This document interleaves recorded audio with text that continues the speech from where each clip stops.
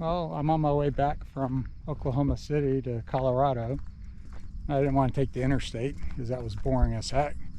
So I've been doing the back roads, and I saw this place, which is Bent's Old Fort National Historic Site, and thought it would be interesting. It was part of the Sante Fe Trail back in the wagon days. So what the heck, why not?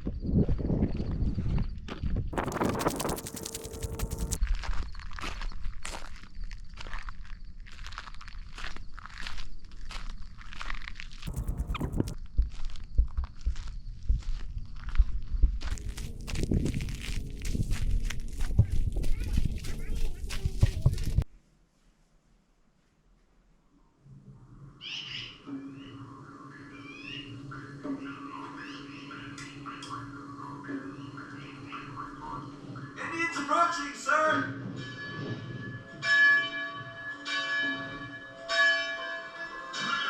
Who had a coffee? A great room for coffee.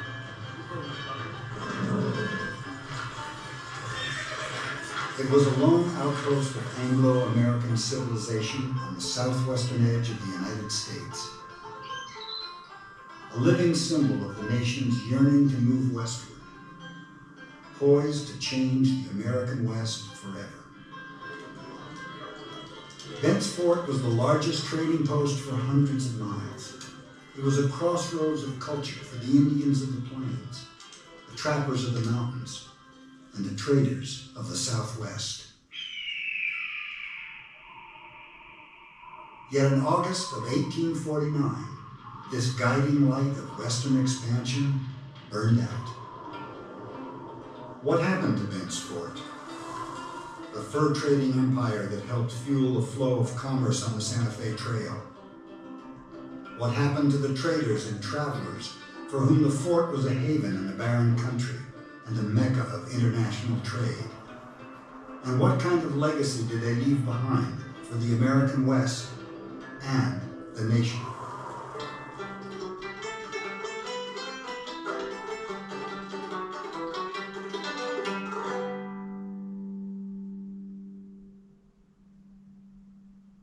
Today's map puts Bent's Old Fort off the beaten path, nestled along the north bank of the Arkansas River in what is now southeastern Colorado. But in the 1830s and 40s, its location is far more auspicious. As the Arkansas meanders through the prairie, it also serves as an international border between the United States and Mexico.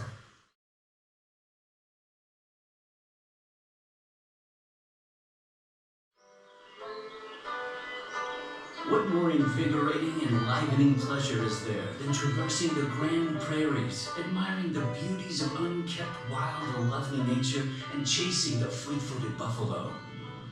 Louis Gerard, visitor to Bent's Fort.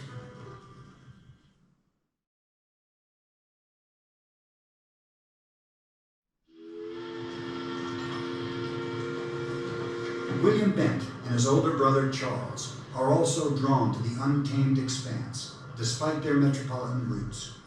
Raised in St. Louis, they choose the rugged life of fur trading while still in their teens. When they make friends with Ceran St. Vrain, a partnership forms that will change the West. In the first decades of the 1800s, the fur trade drives many adventurers and entrepreneurs west. Fur is at the height of fashion, especially beaver felt hats, and trappers find the western rivers rich with pelts. But by the late 1830s, beaver is increasingly hard to find and is being replaced by other furs and silk. Traders gradually shift their sights to an animal of the plains, the buffalo. The prairie is home to a seemingly endless supply. Robes made from buffalo hide sell as quickly as the tribes of the southern plains can hunt and dress them.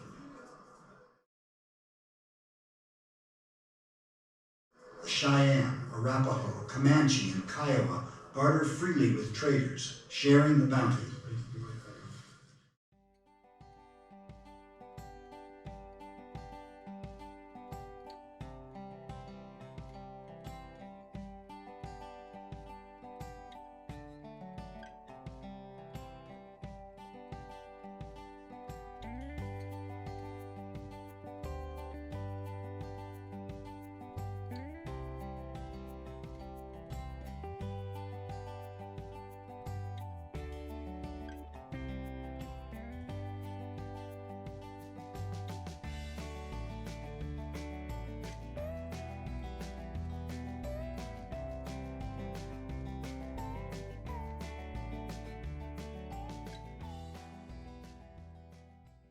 By the early 1830s, business is so good that St. Vrain and the Bents realized they need a headquarters, a hub from which to ferry goods along the bustling Sante Fe Trail, the 800-mile trade route that links Missouri with Santa Fe, New Mexico.